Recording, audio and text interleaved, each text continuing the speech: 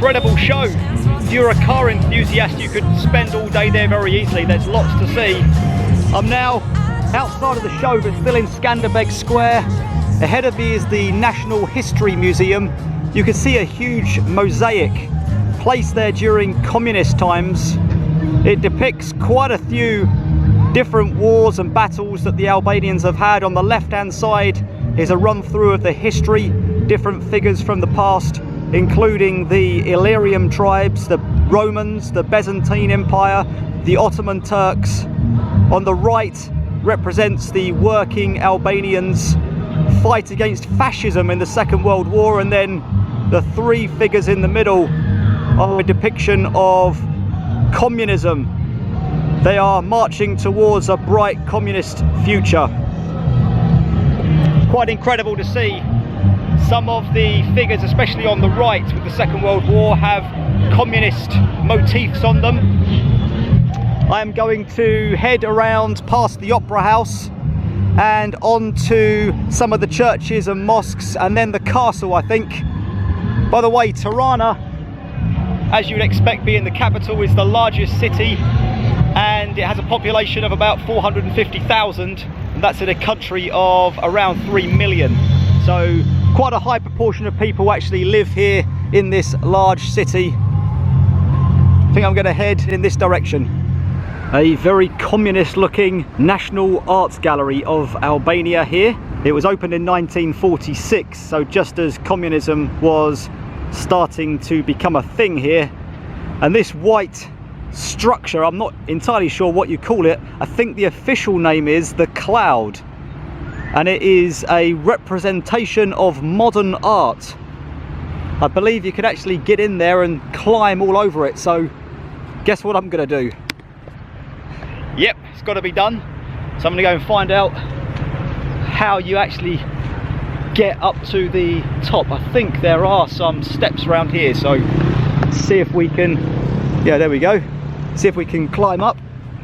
I take it you're allowed to climb up. I'm sure the policeman over there on the far side of the street will soon blow their whistles if I'm not. Okay, right, let's see if I can, there we go. I'm not entirely sure what the purpose is, but that's modern art for you, I guess.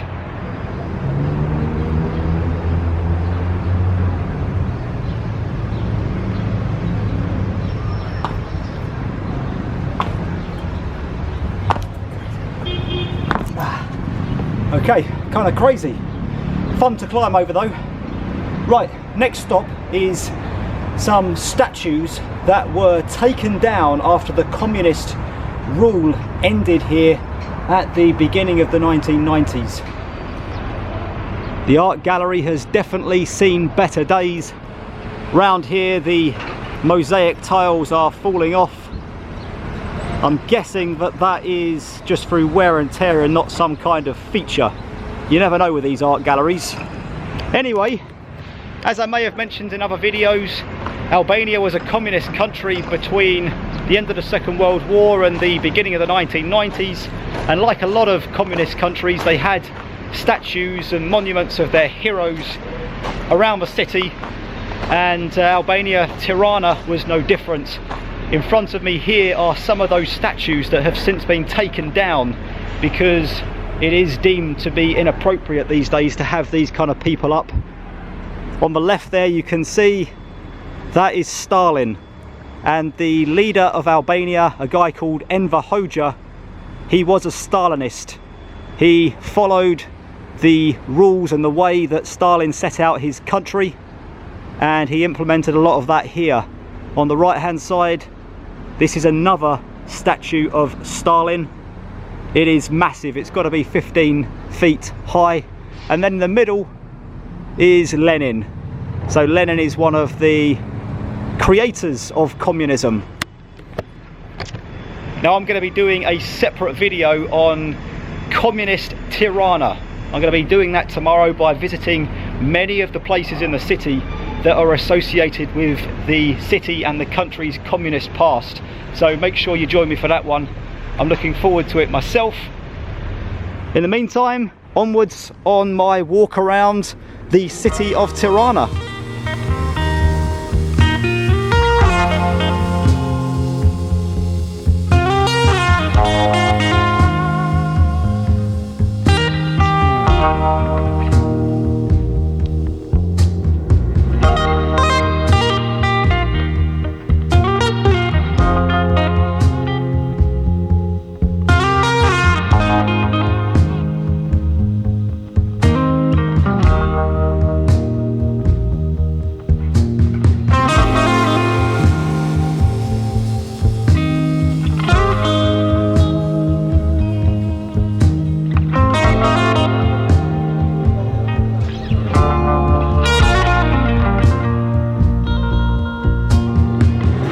now on the recently redeveloped Toptani Street, which is like a little shopping district.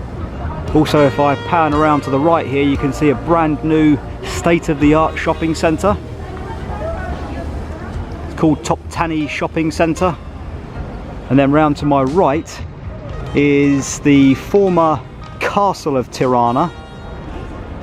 Not much is left of it now. It was built during the Byzantine Empire, the days when they ruled here.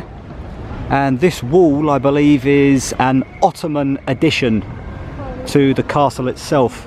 I've just spotted some kind of entrance here, so I'll just poke my head in and just see what it's like inside.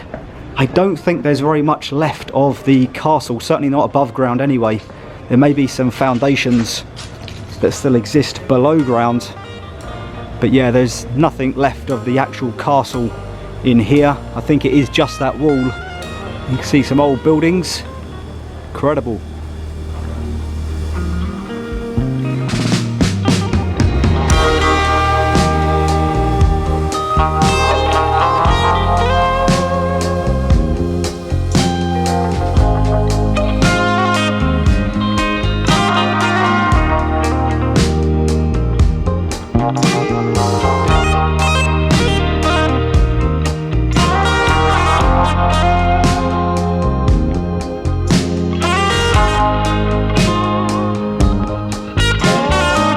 Behind me, I don't know if you can see it, is the Albanian Parliament building. I just got down there and the security guard said to me, don't take any video, only photographs. So I didn't take any video whilst I was up there, but I got talking to the security guard. He's a really nice chap, and he was saying that he earns 300 euros a month here in Tirana working as a security guard at the Albanian Parliament. He was saying, you know, conditions are not all that good here in the city. And I'm hoping, he was hoping as well, that in the future things do improve, because a lot of Albanians, apparently he was saying 93% of Albanians want to join the European Union. So if that happens, it will improve living standards and hopefully generate some wealth for the country. I'm going to head now, I think, towards Tana Bridge. So I was looking for a bridge that crossed the river. So the river runs through Tirana, runs along there. You can see just the other side of the road. And I thought the Tana Bridge would be crossing that river, but it is instead here. It is a 18th century Ottoman stone bridge. And it used to cross a small river that ran underneath it, but that river has since been diverted, and so it now just sits here as a reminder of the Ottoman Turks' rule over Albania. And if I come down here, there are some steps down to it. There we go. What an incredible piece of history right here in the centre of the city. And you can just walk around. It is grassland under here, although it is a little bit soft. Okay. The cross of Christianity above the church door. The country of Albania, if I can get my hand out the strap there, is a Muslim majority country. About 60% of the people that live in the country are of the Islamic faith, but a fairly small percentage of them actually practice their religion. Most have never been to a mosque, according to a recent survey. Hope I'm right in saying that. And it's one of the few countries where there is such an incredible tolerance towards other religions. So, as said, 60% Muslim, 20% Christian, and then the rest made up of other religions, but they all get along extremely well. There's very rarely any religious trouble here. I'm gonna pop inside and have a look.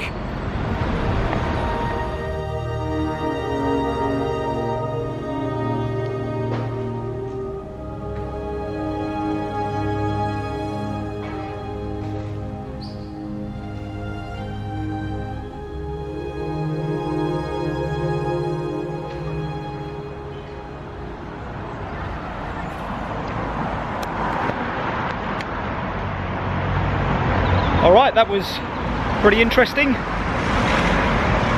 Night is beginning to fall now. It's crept up very suddenly.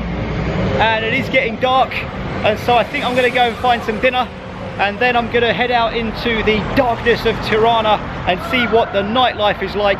It's Saturday night, so there should be plenty going on, and I think I'm going to head back to Skanderbeg Square to see if that car show and that concert is still rolling.